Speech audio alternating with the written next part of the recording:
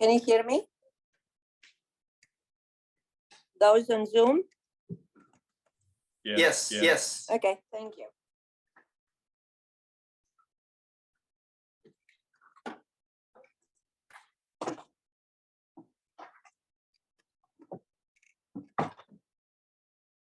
Let's move this one. All right, so what we will start doing today will be to look at what happens inside perfect conductors and how the charges separate in the presence of an electric field and so forth. However, before I get there, I wanted, since you're going to have it part of your homework, I wanted to come back to where we stopped last time. And I believe it was here. It was here. That was maybe 3 here. Yes, so it was on this part, this document, and or maybe I just saw it. We have it at this point. Just 1 second. Let me go to.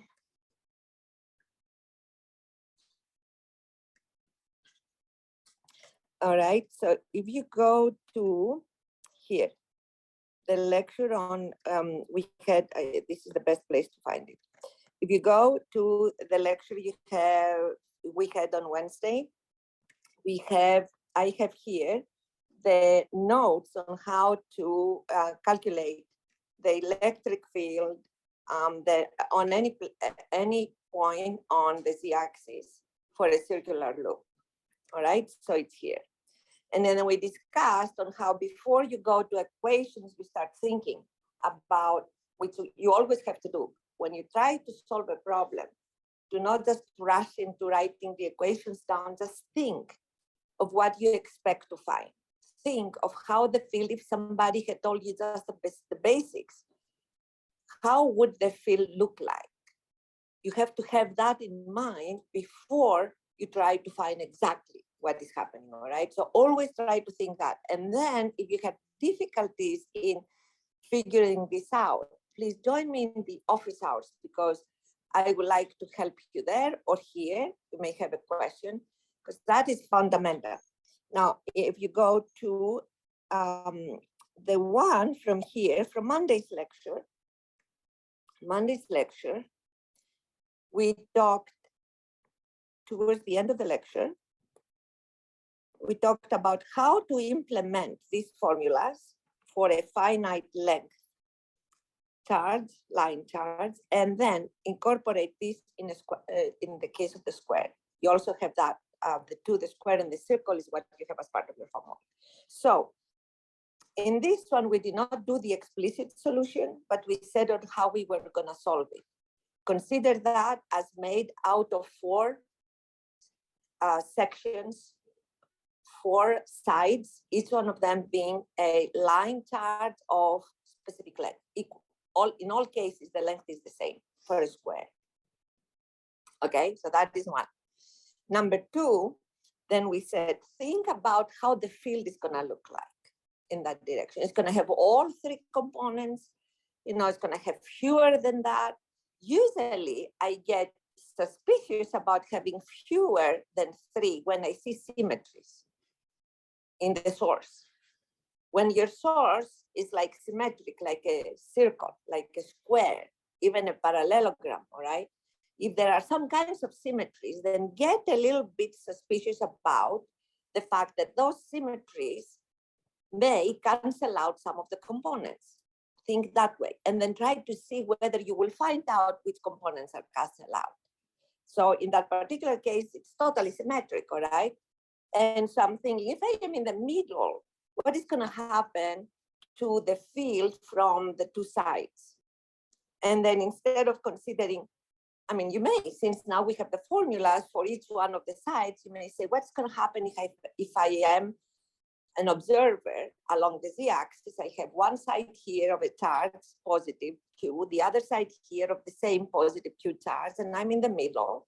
What is going to happen to the field I will observe? And then you find out that the horizontal components will cancel out.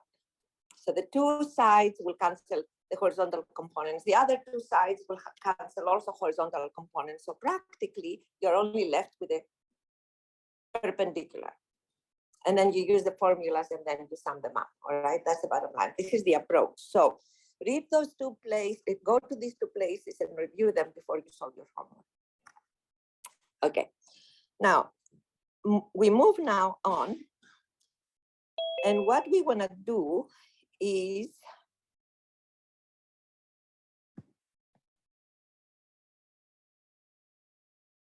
here, try to think about the field and what happens to the field or to the inside a perfect conductor, and what happens to the charges inside a perfect conductor when there is an outside source. So let's assume we have introduced the topic, all right? Here we talked about the potential, as a matter of fact, which is important because that's at that point when we have perfect conductors, we start talking about potential and how we ground things, and then we introduce voltage and so forth, all right? So now we are starting going from three-dimensional space into still 3D, but with conductors, and eventually we'll go one step down and we'll start thinking about circuits and then circuit component concepts like capacitance, all right? But we are gonna take this down smoothly. So first of all, we ask the question, what happens if I have a field, and let me move this up here. So assume that I have, and I can make this a little, I just drew this here, so I'll make it a little smaller to have enough space. The blue is a perfect conductor. How do we characterize perfect conductors? We assume that sigma goes to infinity. What is sigma? The conductivity. What does mean? What is a conductivity? What does it really show? Do you know, like, just not accurately, just give me when I say, what is the conductivity of this material? What does it mean? What I'm looking to understand? So how freely the charges move? Yes. How freely the charges move. Zero conductivity, which is a dielectric, means no movement of free electrons. You may move charges for other reasons, but, and then a little bit, all right? You may see some charge, limited charge movement inside dielectrics, but not what we see in conductors. So C equals 0 implies no free electrons or free charges moving inside the conductor, all right? 0, it's not a conductor, it's not a material. See, a perfect conductor is sigma goes to infinity, which means that there is unconstrained movement of free charges, electrons in our case, inside that material, all right? And of course, we never have C infinity, we have C to be a very large value, and then there are tables that show you the conductivity of different materials, if you are interested. Aluminum, gold, silver, for example, copper, all right? Those have very high conductivities and we use them. We use it, copper is the one that is used primarily for microelectronic circuits. Okay, so let's assume now, and then sigma is very large, but it's not infinite, but very, very large. So to the point that you consider that they are just move freely, and because it's not infinite, yeah, there is some resistance, you know, meaning that there is something that stops these electrons as they try to move. There is something like the mass that then, or the other atoms that stop some of them, or the electron scatter of other electrons, depends on how you want to use it, and they lose energy. So that's what it turns into heat, all right? So if the electrons cannot move freely, it implies that there's something tries to stop them, or they, you know, have they scatter of other atoms, what they collide with other electrons, however you want to explain that, and then macroscopically, and then they lose energy, and that energy becomes heat. And therefore we say, copper is good, it has a little bit of resistance. So, you know, if you have this long of a copper line, this is the resistance per unit length you're gonna get, all right? So that implies a sigma that is very large, but not infinite. For our purposes here, assume sigma infinite. Okay, let's assume now that we have a charge here, up here, a positive charge. Okay, Q. How plus Q, so you know, positive. How are the lines gonna leave the charge, gonna go away from the charge? They're gonna go without the conductor, all right? The lines would have gone like, and I will, okay? I will show the lines for a moment. Let me say copy, and I will remove this, and then cut, all right, for a moment. I will take this down, and if it was by itself, electric field then would go out like that. Do you agree? Okay. That's what we have seen so far. All right. Now we bring the conductor in. All right, here. So what happens when initially the charge is brought there and then it creates that electric field? Then for a conductor that in equilibrium is neutral, means all of the electrons are quiet and sitting somewhere. They're not moving positions. There are no empty spaces, all right? So which create the hole, so everything is zero.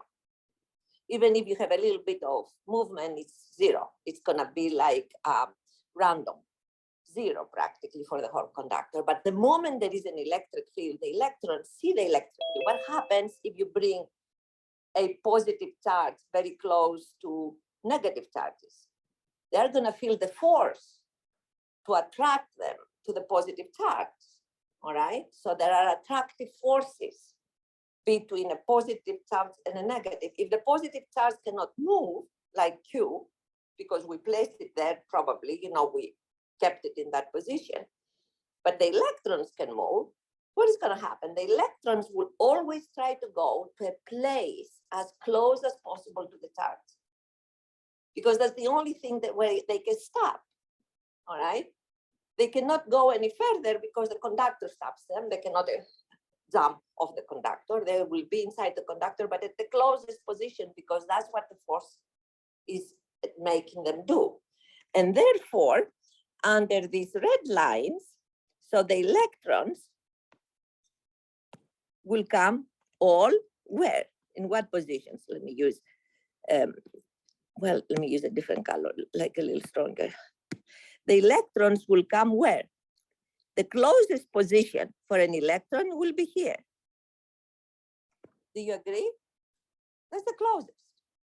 And therefore, all of these electrons, they're gonna try to come to the same place.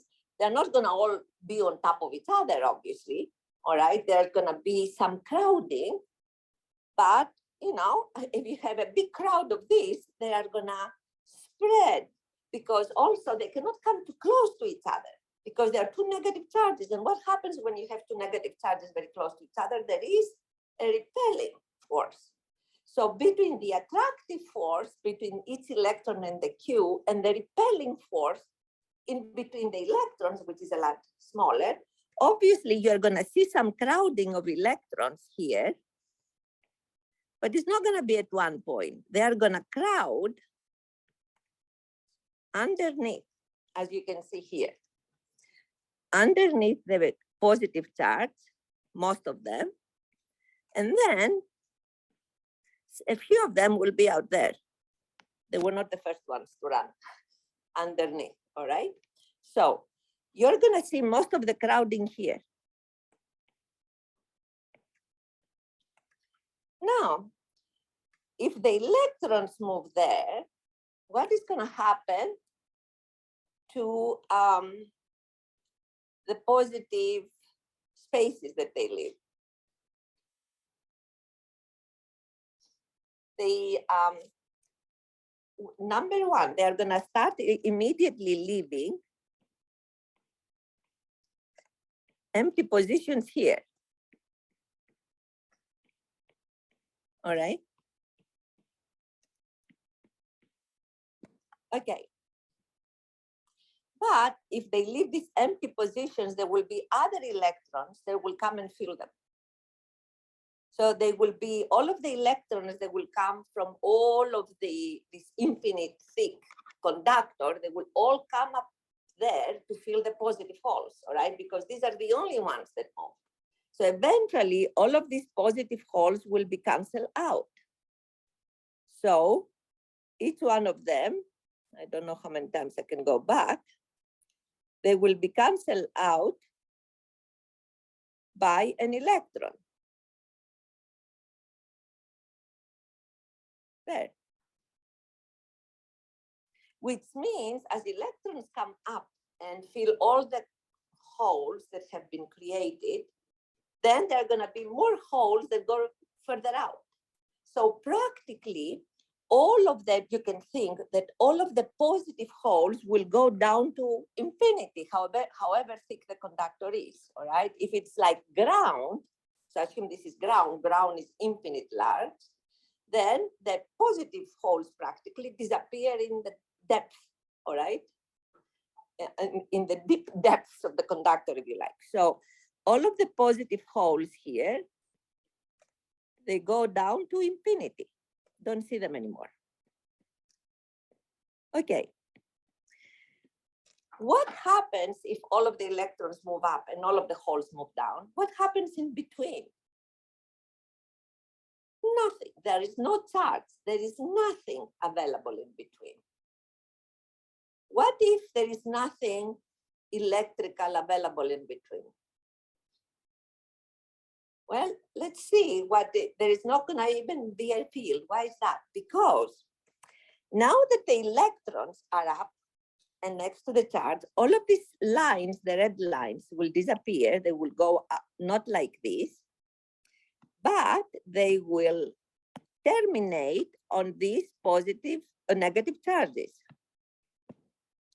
So they will go here, here, all right?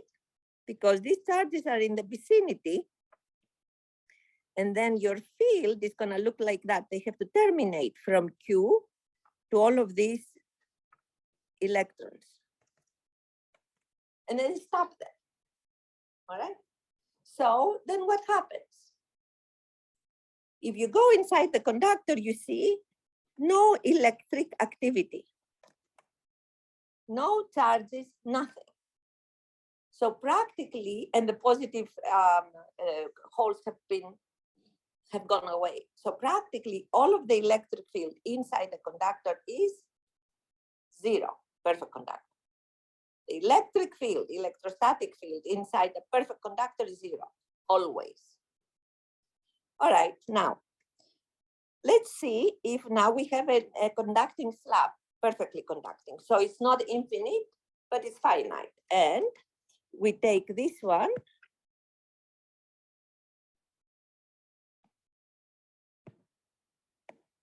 Okay. And then, in fact, let me make it a little smaller. All right. And I have now the same charge that I bring here.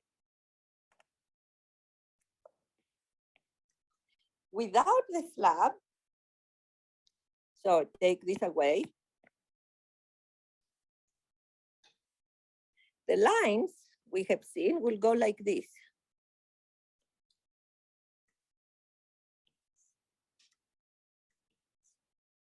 All right. And here. Now I put the slab in there. And then I know that these lines up there, here, and let me do it partially. These will change their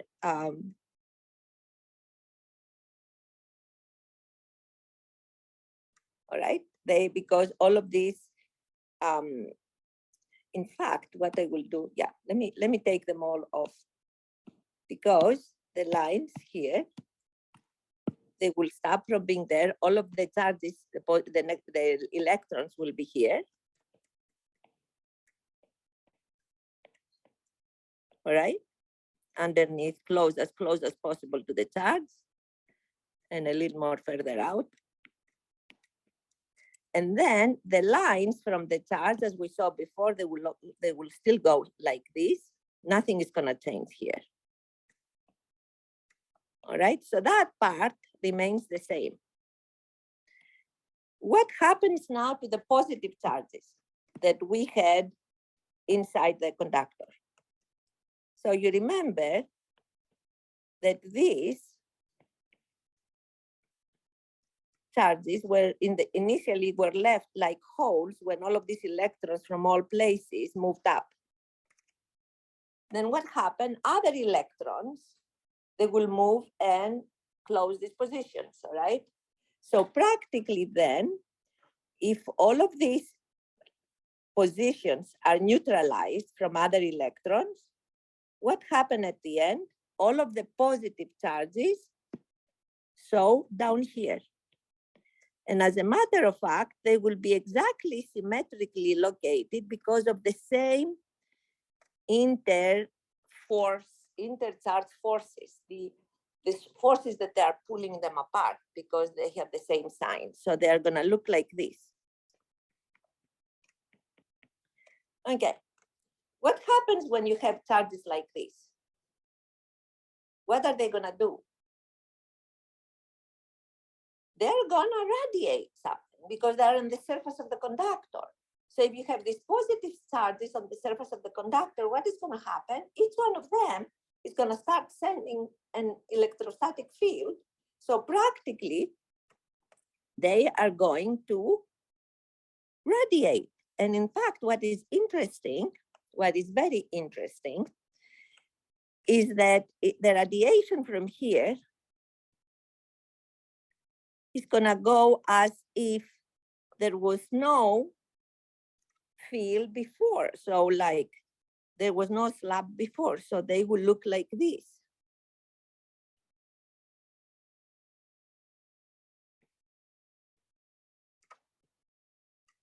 Okay. So now, if you have a charge above a conductor, and let's assume you have a charge that's part of a transmission line, and then or part of another circuit component, and then you want to put a ground underneath it so you shield it from your lower place. All right. So let's assume that if this is space 1, and this is space 2, conductor, and this is space 3. Let's assume that I have this charge Q, and then I want to isolate space 1 from space 3. I have my charge somewhere, but I don't want in space 3 to have the electric field that is radiated by the charge. So I put a conductor. If I place the conductor like freestanding like this, what happens is that I have a field on the other side. It's not like that I stop this field from going out, all right? I don't stop it because I split the electrons from the holes, but the holes go on the other side and they radiate. And they will radiate in the same direction like the original charge because they're positive, all right? That charge here was positive. So that is a problem for people who don't have what we call a ground, because how do you solve this problem here? How do you solve this problem?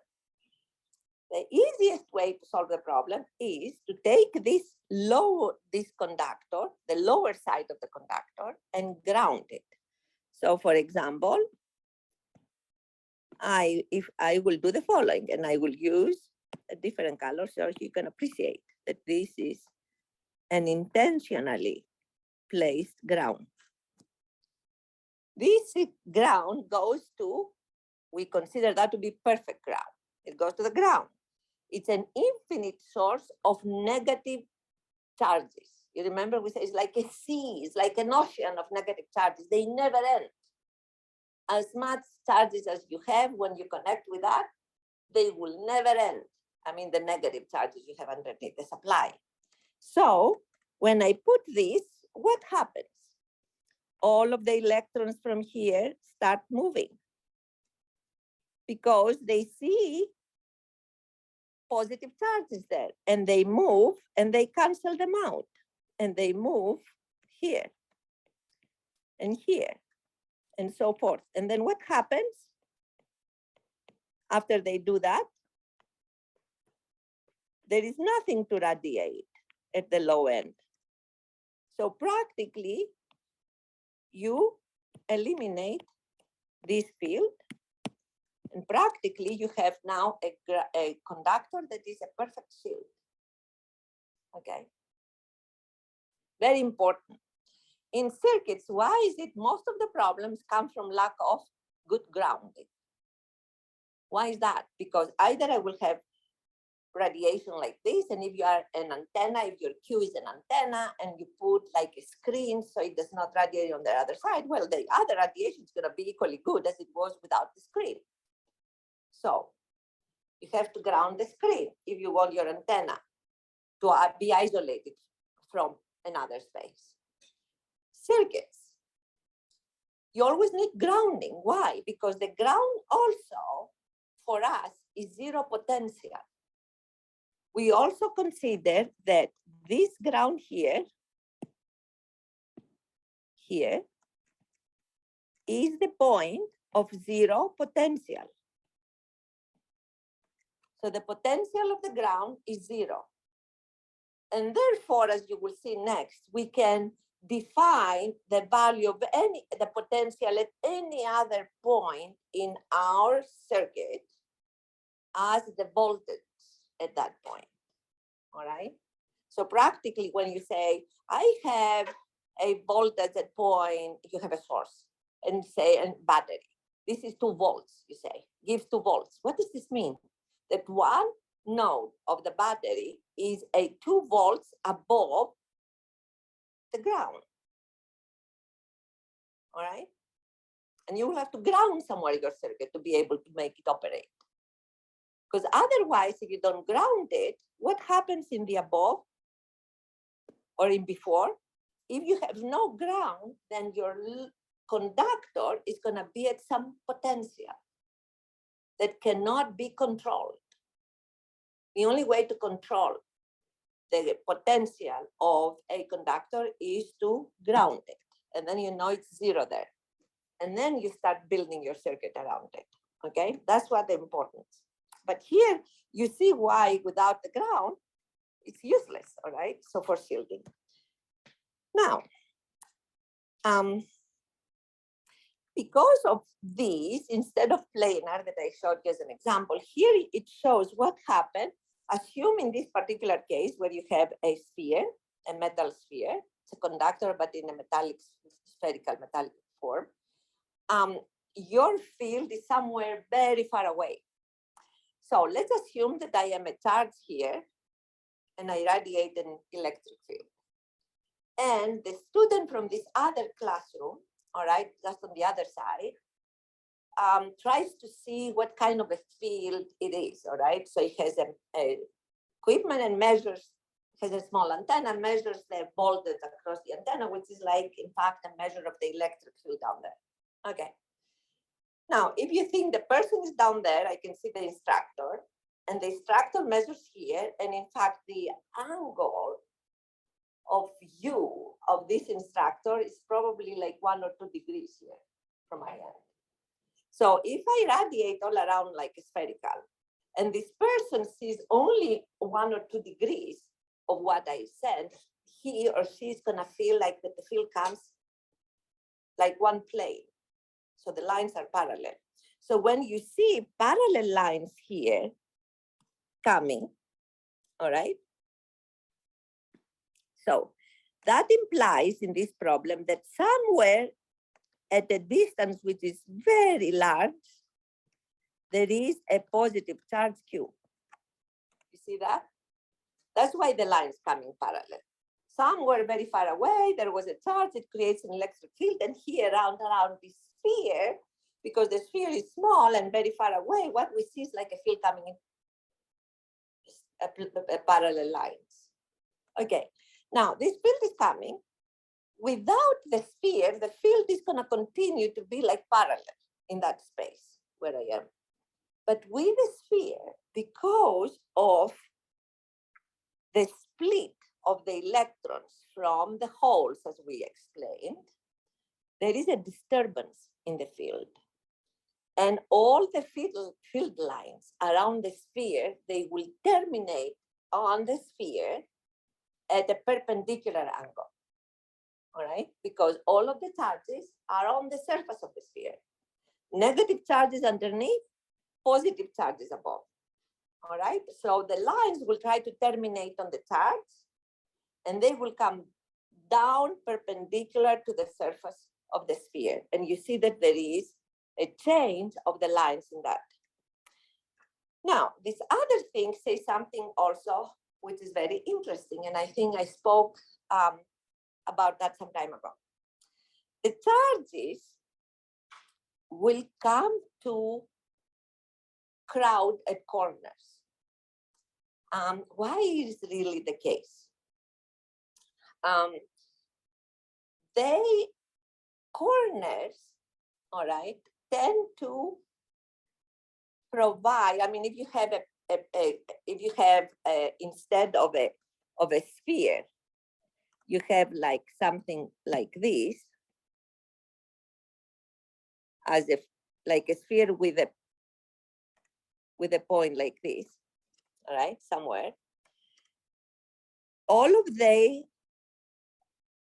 and let's assume that your field comes like this for a moment. All of the electrons will come there for two reasons. Number one, because this is the smallest, shortest distance from the source, all right? So they will all try to crowd at that point. And that usually happens. And then second, because of that, the field that you excite at sharp edges is the strongest, all right? From all of the other cases where the field is excited on soft sides of any picture. All right, so here, down there,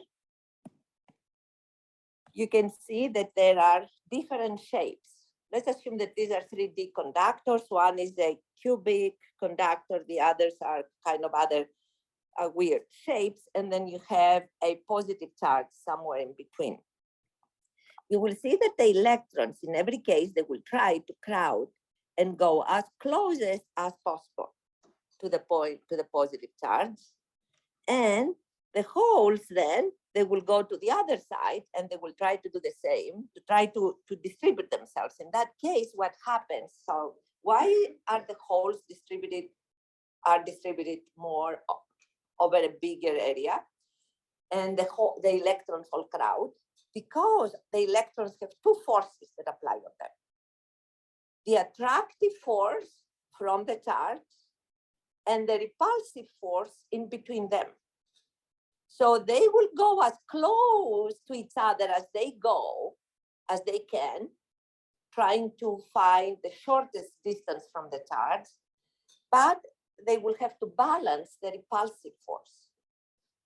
The holes only have to deal with the repulsive force, all right? So as you see, the holes will distribute further out, and then they will only go as far, because of course they are gonna be repulsive on both sides, all right? Every hole is gonna have another hole on each side. So they cannot go all the way away from one hole because they're gonna hit the other one. So somehow they find the balance, and the balance brings them at much further distance apart, all right? So how the electrons, and that's important in some of the problems we'll see, how the electrons distribute and how the holes distribute are not the same.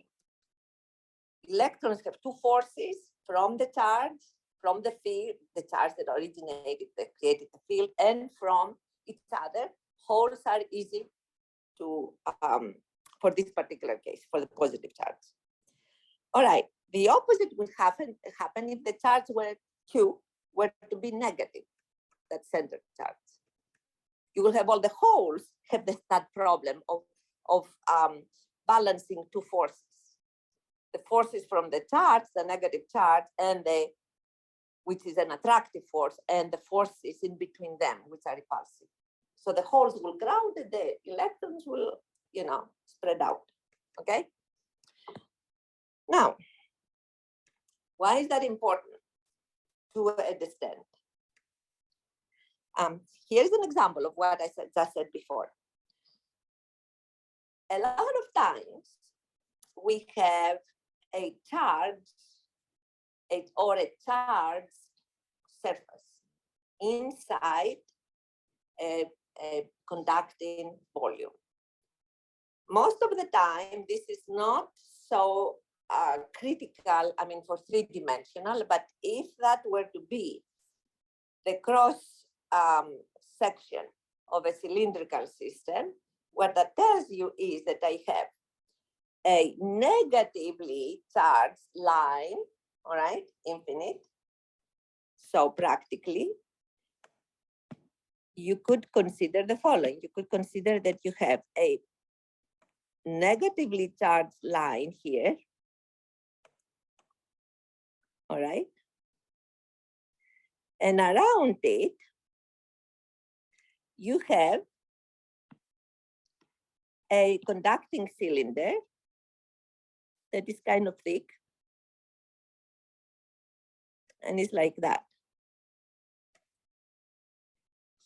All right, so there's not necessarily, the picture that you see does not necessarily need to be a sphere, a spherical picture. It can be a cylindrical, and that, what you see in A and B, can be just a cross section. If I take the cross section of that, practically I see A and B. Okay, so why is that an important problem? Have you heard about coaxial lines? Have you looked at the lines we use to connect to the TV? Do they look like the regular wires like this? How do they look? Have you seen them? They have a different connection. They're thicker.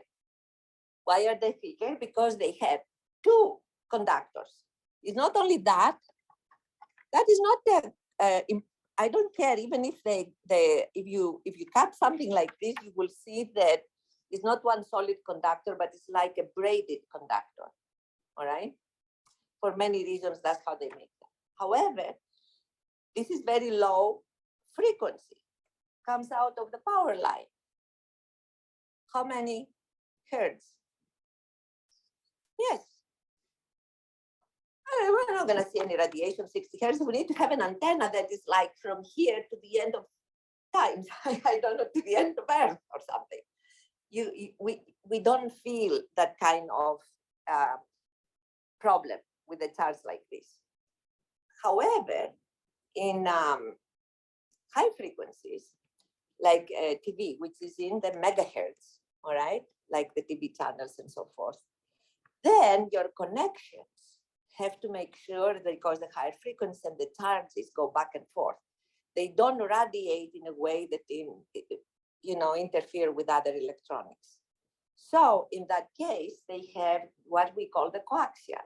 It's like exactly what I show you here. Now, this coaxial, if your connector is not very good and the outer ground does not get grounded to the ground at the end of the connector, your TV is not going to work.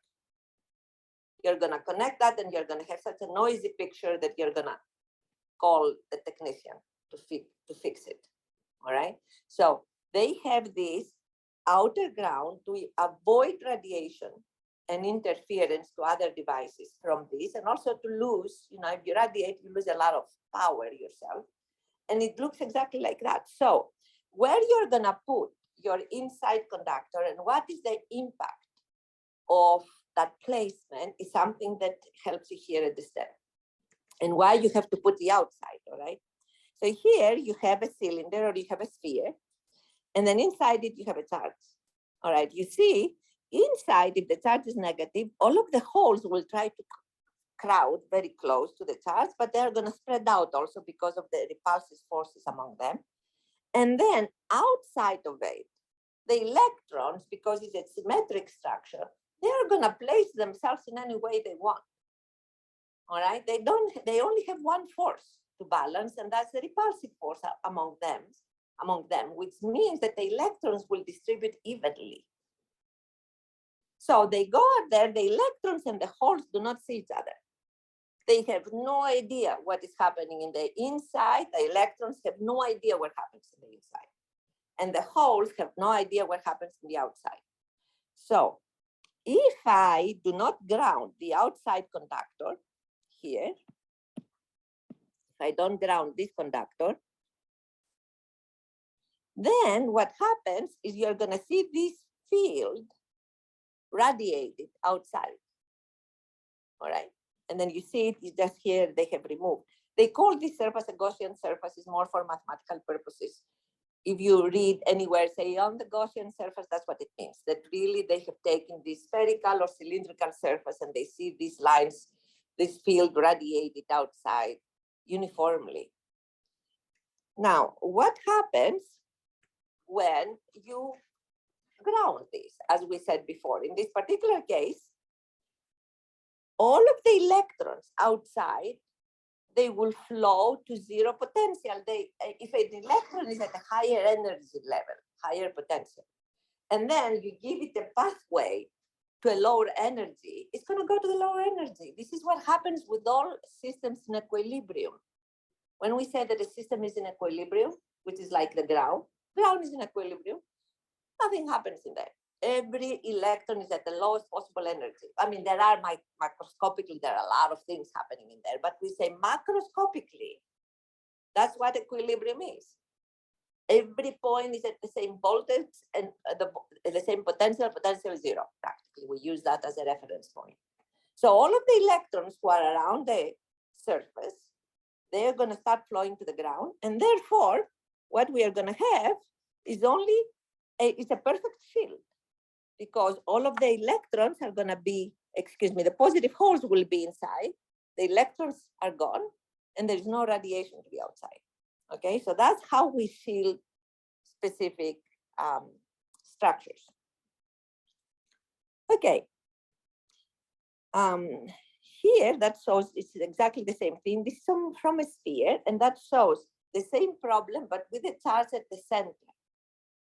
So if you have the same kind of sphere or cylinder, and then you put your charge in the sphere, is going to be a point charge, in the cylinder is going to be an infinite long line charge, positive. If you place it at the center or along the axis of the cylinder, then practically all of the electrons inside will also distribute uniformly, all right, because of symmetry. And of course, all the holes on the outside will distribute uniformly. And what happens in this case, the field that is like the outside cylinder never existed. In this particular case, the field outside is exactly as if the cylinder, the conducting cylinder, is not in place. It's going to be equally strong as with the field without the cylinder in place. All right. So that's what that explains, and in fact also finds those fields. So for example, I would like you to go and read this because it shows you how to find the fields, and you know how to find fields from for spherical or cylindrical structures. This is primarily for spherical, because do you see something? They are for spherical structures because the fields later E1 changes as the distance squared. So therefore it's spherical. If it were for a cylindrical structure, will change as distance, 1 over d. You remember? From a spherical structure, for a spherical coordinate system is 1 over d squared. D is the distance from the charge. For a cylindrical system is 1 over d. D is the distance from the axis of the cylinder. For an infinite planar surface is constant. Okay. So that shows what happens with shielding. So this is for your notes today. And the last thing I'm gonna do as an introduction to what we are gonna do next. So we'll take all of this information and then we'll go and talk about the following problem. We'll talk about a two-conductor problem. One, copy, paste, two. Okay, where now I place here a voltage source.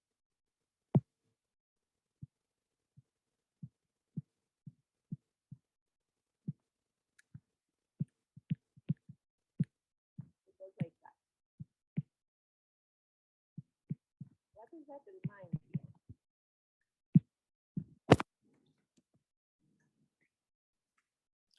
I have one plane and I can show it like, let me also draw this so you can see it. It's like a finite conductor. All right, that's as an intro, like this.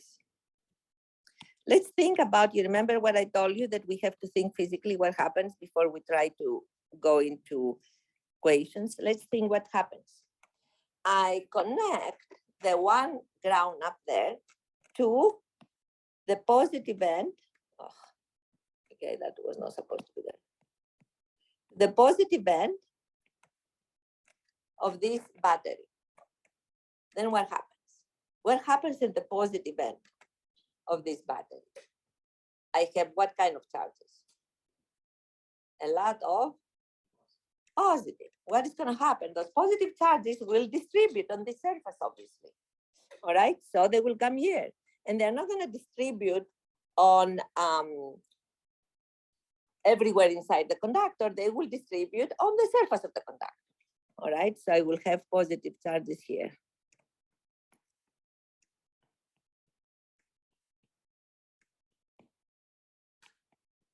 Okay.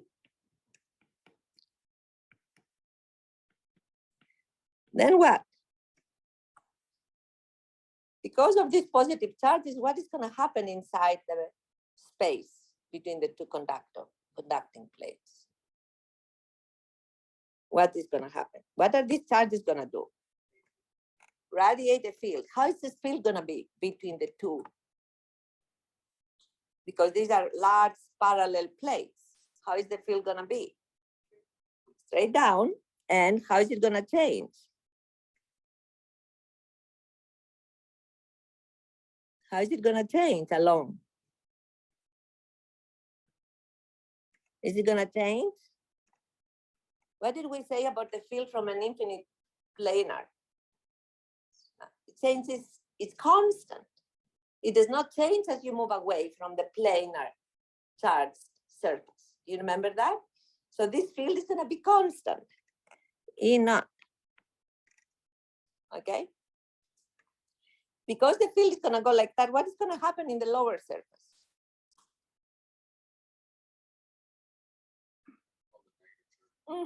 Negative charges here. And because we're going to have negative charges there, what is going to happen on the other side?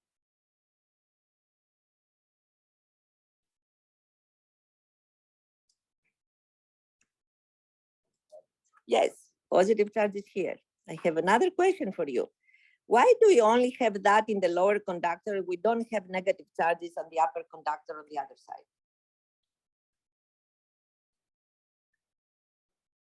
Because the positive charges is excess charge. All right, it's excess charge. There are no holes anywhere else. The electrons are sitting in their places, all right? None of the electrons inside the upper conductor has moved. We just pushed in their holes. So it's excess charge. And that's why they distribute planar on one side. But below that, the conductor has negative on one side, positive on the other. Now, is that a good thing? I developed capacitors like that. What if I leave it like this? What is going to happen outside of the capacitor? How is the field going to go? like the capacitor is as if the lower ground does not exist, which means what? In circuit words, that the lower plane of the capacitor is at a floating potential. Floating means there is some kind of potential there. I know that this one is at V sub D potential because this is 0. So this one is a V sub D, but this one here, I do not know. It's some kind of a floating potential. All right. So practically, if you had a capacitor like that, you would not even know what capacitance you have. You cannot design a capacitor when you don't know the voltage across it. All right. Why is that? Because the capacitance is Q over V, where V is lower V2 say, and this is V1.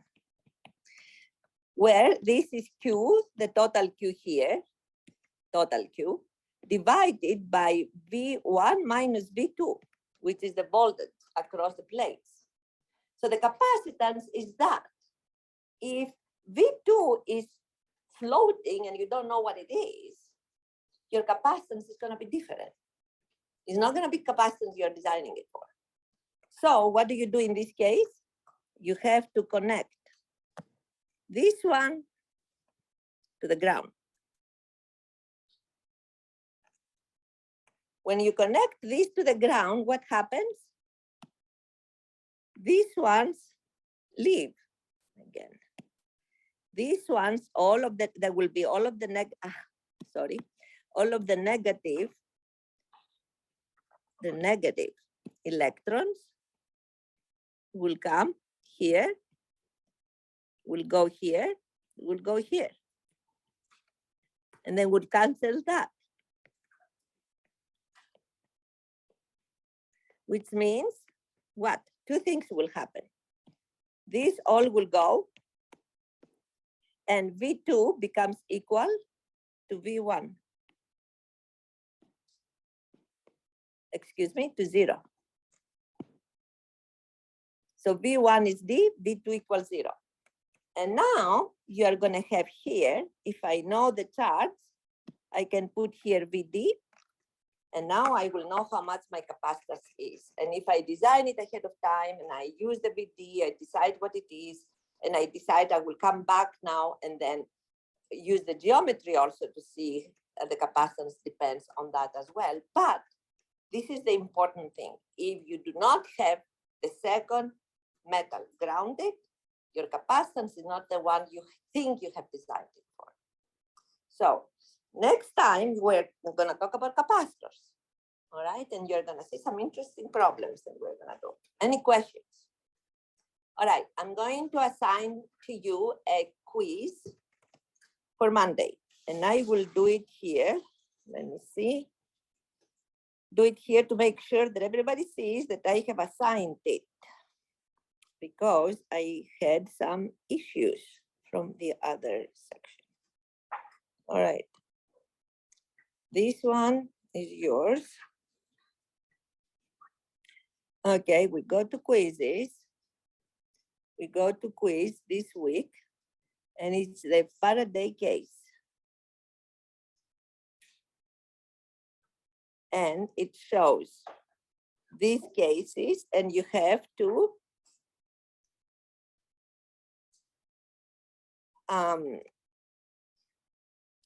respond to the questions, but you have to say primarily which of these cases is correct. All right, very similar to what we discussed today. So an opportunity for you to review that. Okay, this, and then the homework. All right, let me assign it as a homework. So you should be able to see it. All right. Okay, thank you.